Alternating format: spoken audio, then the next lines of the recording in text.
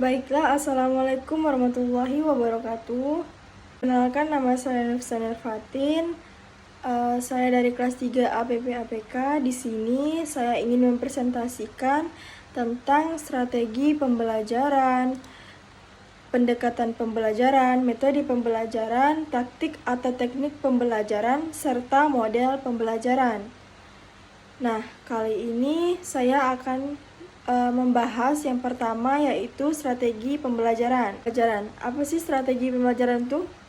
Strategi pembelajaran adalah cara-cara yang akan dipilih dan digunakan oleh seorang pengajar untuk menyampaikan materi pembelajaran yang bertujuan untuk memudahkan peserta didik menerima dan memahami materi pembelajaran, yang pada akhirnya tujuan pembelajaran dapat dikuasainya di akhir kegiatan belajar. Nah, jadi strategi pembelajaran ini adalah rencana seorang guru atau pengajar yang akan dilakukan sebelum memulai kegiatan belajar mengajar gitu. Nah, jadi kayak sebelum kegiatan belajar mengajar kita harus memerlukan perencanaan gitu. Nah, agar siswa itu lebih efektif dan lebih dapat menyimak dalam pembelajaran. Nah, ada dua jenis strategi pembelajaran. Yang pertama yaitu strategi penting dan mengajar cara berpikir. Nah, maksudnya apa sih strategi penting dan mengajar cara berpikir? Nah, siswa itu dapat diharuskan untuk berpikir kritis. Nah, mengapa? Dengan cara ini dapat membantu siswa mengembangkan kemampuan berpikir kritis mereka. Nah, hal yang sukar karena orang tidak memiliki kecenderungan untuk berpikir secara kritis. Nah, guru dapat mendorong pemikiran kritis di dalam ruang mereka dengan mengajukan pertanyaan-pertanyaan seperti bagaimana kalian tahu dan mengapa kalian mengatakan itu. Nah, siswa kan akan lebih berpikir secara kritis. Mengapa ya kayak gitu? Kenapa bisa seperti ini kayak gitu? Nah, yang kedua, strategi interaksi siswa kerja kelompok, pembelajaran kooperatif dan diskusi. Nah, kerja kelompok itu adalah salah satu strategi yang dirancang untuk meningkatkan keterlibatan lewat interaksi siswa-siswa saat model lain digunakan. Nah, merencanakan dan menerapkan strategi kerja kelompok mencakup membuat syarat seperti mendudukan anggota kelompok bersama-sama, memberikan arahan jelas, dan menuntut siswa menghasilkan satu produk demi mencegah perilaku di luar. Nah, yang kedua itu pembelajaran kooperatif. Nah, merupakan serangkaian strategi khusus yang dirancang untuk memberikan dorongan kepada peserta didik. Nah, agar bekerja sama selama proses pembelajaran. Nah, pembelajaran kooperatif ini pembelajaran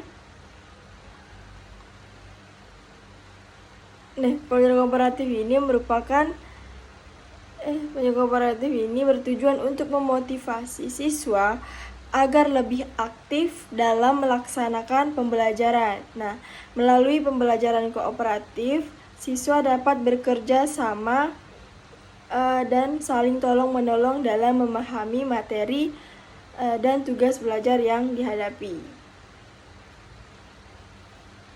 Nah, yang ketiga yaitu diskusi ini adalah strategi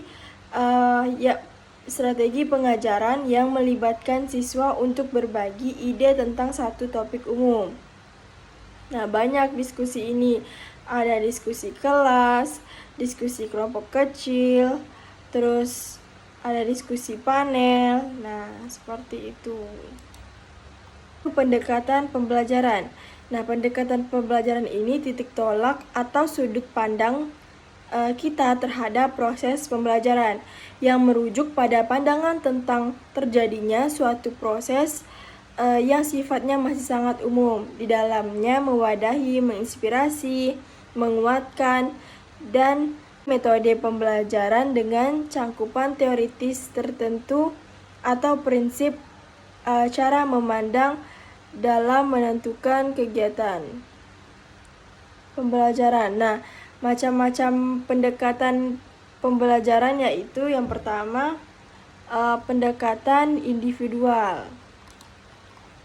Nah, apa sih pendekatan individual? Nah, pendekatan individual ini mengungkapkan pendapat, cara berpakaian, daya serap, tingkat kecerdasan, dan sebagainya. Selalu ada variasinya masing-masing setiap peserta didik gitu.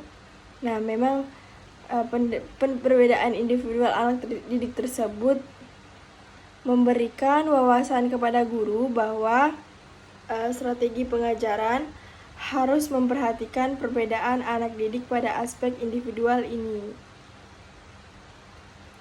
Nah, dengan kata lain, guru harus melakukan pendekatan individual dalam strategi belajar mengajarnya. Nah, bila tidak, maka strategi belajar tuntas menuntut penguasaan penuh kepada anak didik, tidak pernah menjadi kenyataan. Nah, paling tidak dengan pendekatan individual dapat diharapkan kepada anak didik dengan tingkat penguasaan optimal. Misalnya untuk menghentikan anak didik yang suka bicara, caranya dengan memisahkan atau memindahkan salah satu anak didik tersebut pada tempat yang terpisah dengan jarak yang cukup jauh. Nah, yang kedua yaitu pendekatan ini menekankan pendekatan konstruktivisme. Nah, pendekatan ini menekankan pengembangan diri siswa melalui berpikir kritis. Nah, jadi guru tidak akan mengajarkan kepada siswa bagaimana menyelesaikan suatu persoalan atau mengatakan benar dan salahnya suatu jawaban.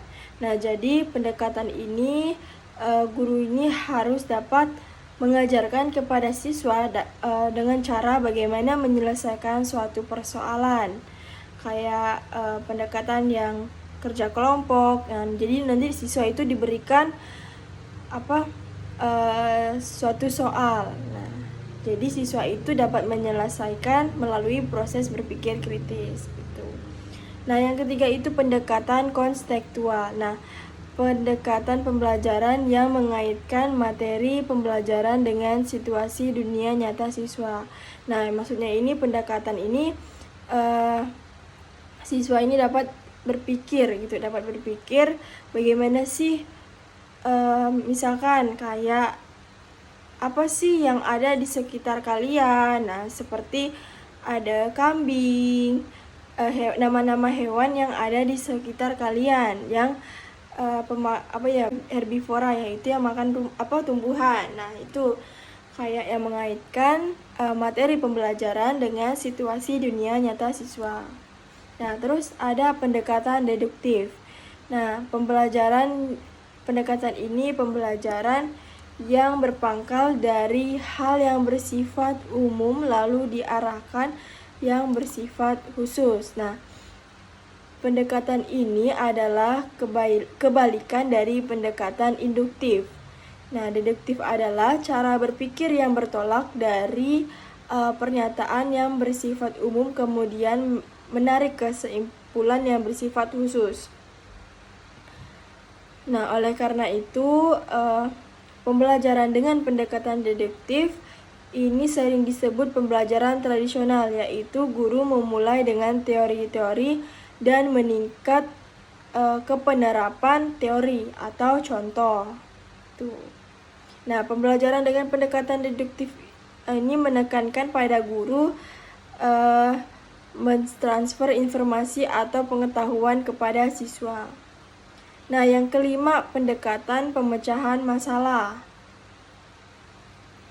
Nah, dalam pendekatan ini, pendekatan yang digunakan dalam mempelajari suatu ilmu pengetahuan dengan maksud mengubah keadaan yang aktual menjadi suatu keadaan seperti yang kita kehendaki dengan memperhatikan prosedur pemecahan yang sistematis. Nah, jadi pendekatan pemecahan masalah ini siswa didorong untuk memperoleh pengalaman menggunakan pengetahuan serta keterampilan yang sudah dimiliki untuk diterapkan pada pemecahan masalah yang bersifat tidak rutin atau jarang ditemui. Tuh. Nah, terus ada pendekatan inquiry. Nah, pendekatan inquiry ini pendekatan yang berusaha untuk memberikan kesempatan kepada peserta didik untuk belajar melalui penyingkapan atau penyelidikan terhadap suatu permasalahan. Nah, jadi pendekatan inquiry ini berpusat pada keaktifan siswa yang berusaha memecahkan permasalahan secara mandiri. Nah, dalam pendekatan ini materi yang disajikan tidak bahas sampai tuntas, sehingga memberi peluang kepada peserta didik untuk mencari dan menemukannya sendiri dengan menggunakan berbagai cara yang distimulus oleh guru. Terus ada metode pembelajaran. Nah, apa sih metode pembelajaran itu? Yaitu cara kerja sistematis yang memudahkan pelaksanaan pembelajaran berupa implementasi spesifik langkah-langkah konkret agar terjadi proses pembelajaran yang efektif mencapai suatu tujuan tertentu seperti perubahan positif pada peserta didik. Nah, yang pertama itu metode ceramah. Nah, metode ceramah itu metode penyampaian bahan pengajaran secara luar lisan di guru karena mudah dilaksanakan dan tidak membutuhkan alat bantu khusus serta tidak perlu merancang kegiatan siswa. Nah, yang kedua itu metode tanya jawab. Yang dimana metode ini guru menggunakan memberi pernyataan kepada murid dan murid menjawab atau sebaliknya. Murid bertanya pada guru dan guru menjawab pertanyaan murid itu. Penelusuran lebih lanjut pada berbagai sumber belajar. Nah, metode ini akan lebih efektif dalam mencapai tujuan apabila sebelum proses pembelajaran siswa ditugasi membaca materi yang akan dibahas. Nah, yang ketiga yaitu metode demonstrasi, yaitu cara penyajian pelajaran dengan memeragakan suatu proses kejadian.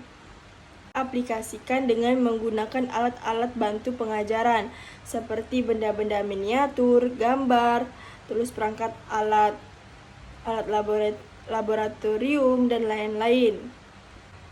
Metode penugasan. Nah, cara dalam proses belajar mengajar dengan jalan memberi tugas kepada siswa. Guru memberi tugas tertentu agar siswa melakukan kegiatan belajar. Nah, metode ini dapat mengembangkan kemandirian siswa, merangsang untuk belajar lebih banyak, membina kebiasaan mencari dan mengolah informasi sendiri. Dalam metode ini sulit mengawasi mengenai kemungkinan siswa tidak dapat bekerja secara mandiri. Nah, terus kemudian ada metode eksperimen. Nah, metode eksperimen ini adalah cara penyajian pelajaran dengan menggunakan percobaan. Nah, dengan melakukan eksperimen, siswa menjadikan lebih yakin atas suatu hal daripada hanya menerima dari guru dan buku. Nah, kemudian ada metode diskusi. Nah, metode diskusi ini adalah cara pembelajaran dengan memunculkan masalah. Dalam diskusi terjadi tukar-menukar gagasan atau pendapat untuk memperoleh kesamaan pendapat. Dengan metode diskusi, keberanian dan kreativitas siswa dalam mengemukakan gagasan akan terangsang. Siswa terbiasa bertukar pikiran dengan teman, menghargai dan menerima pendapat orang lain. Dan ada taktik atau teknik pembelajaran. Nah, maksudnya apa sih perbedaan dari taktik sama teknik pembelajaran? Nah, kalau taktik ini pembelajaran yaitu gaya seseorang dalam melaksanakan metode atau teknik pembelajaran tertentu yang sifatnya individual. Contoh, terdapat dua orang sama-sama menggunakan metode ceramah, tetapi mungkin akan sangat berbeda dalam taktik yang digunakannya. Jadi yang satu cenderung banyak diselingi dengan humor karena memang dia memiliki sense of humor yang tinggi. Nah, sementara yang guru satunya ini dia lebih banyak kurang memiliki sense of humor. Nah, tapi dia lebih banyak menggunakan alat bantu elektronik karena dia memang sangat menguasai bidang itu. Dalam gaya pembelajaran akan tampak keunikan atau kekhasan dari masing-masing guru sesuai dengan kemampuan, pengalaman, dan tipe kepribadian dari guru yang bersangkutan. Nah, terus teknik, yaitu cara guru menyampaikan bahan ajar yang telah disusun atau dalam metode. Nah, jadi dengan demikian, teknik pembelajaran dapat diartikan sebagai cara yang dilakukan seseorang dalam mengimplementasikan suatu metode secara spesifik. Misalnya, penggunaan metode ceramah pada kelas dengan jumlah siswa yang relatif banyak membutuhkan teknik tersendiri, yang tentunya secara teknis akan berbeda dengan penggunaan metode ceramah pada kelas yang jumlah siswanya terbatas. Nah, demikian pula dengan menggunakan metode diskusi. Perlu digunakan teknik yang berbeda pada kelas yang siswanya tergolong aktif dengan kelas yang siswanya tergolong pasif. Nah, dalam hal ini, guru pun dapat berganti-ganti teknik meskipun dalam koridor metode yang sama. Model pembelajaran yang dimana model pembelajaran ini adalah kerangka kerja yang memberikan gambaran sistematis untuk melaksanakan pembelajaran agar membantu belajar siswa dalam tujuan tertentu yang ingin dicapai. Nah, artinya model pembelajaran merupakan gambaran umum namun tetapi mengerucut pada tujuan khusus. Nah, macam-macam model pembelajaran ini yaitu model pembelajaran inquiry based learning. Nah, proses pembelajaran yang sesuai dengan kemampuan awal atau rasa penasaran siswa. Nah, maksudnya model inquiry ini menggunakan rangkaian kegiatan pembelajaran yang menekankan proses berpikir secara kritis serta analitis kepada peserta didik agar mencari dan menemukan sendiri jawaban dari suatu masalah yang dipertanyakan secara mandiri melalui penyelidikan ilmiah. Nah, yang kedua yaitu expository, yaitu yang menekankan pada proses penyampaian materi secara verbal dari seorang kepada sekelompok siswa dengan maksud agar siswa dapat menguasai materi pelajaran secara optimal. Expository adalah dalam model pengajaran expository ini, seorang pendidik harus memberikan penjelasan atau menerangkan kepada peserta didik dengan cara berceramah, sehingga menyebabkan arah pembelajarannya monoton karena sangat ditentukan oleh kepiawaian ceramah guru. Pelajaran kooperatif. Nah, maksudnya ini kerangka konseptual rangkaian kegiatan belajar yang dilakukan oleh peserta didik dalam sekelompok tertentu untuk mencapai tujuan pembelajaran yang telah dirumuskan. Nah, pembelajaran kooperatif ini kelompok-kelompok tersebut bekerja sama untuk mencapai tujuan pembelajaran. Jadi kayak kegiatan belajar yang dilakukan oleh peserta didik kelompok tertentu. Nah, terus project based learning, sebuah metode yang mengenalkan siswa pada suatu kasus yang memiliki keterkaitan dengan materi yang dibahas. Nah, jadi model pembelajaran project based learning ini model pembelajaran yang menggunakan project atau kegiatan nyata sebagai inti pembelajaran. Nah, dalam pembelajaran project based learning, peserta didik akan melakukan eksplorasi penilaian, terus interpretasi, sintetis, dan pengolahan informasi lainnya untuk menghasilkan berbagai bentuk belajar yang beragam.